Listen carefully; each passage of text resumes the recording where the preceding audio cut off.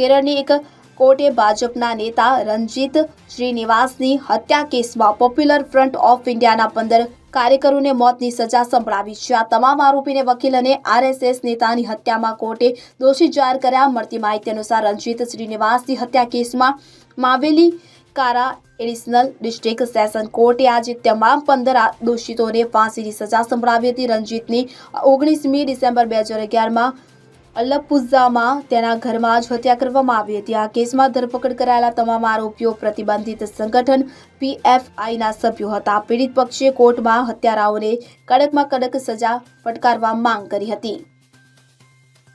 Bureau report CN24 news. હવે જુઓ દેશ દુનિયાની તમામ ખબરો તમારી આંગળીના ટેરવે। ઉઠાવો મોબાઈલ અને ગૂગલ પ્લે સ્ટોર પરથી ડાઉનલોડ કરો અમારી CN24 ન્યૂઝ મોબાઈલ એપ।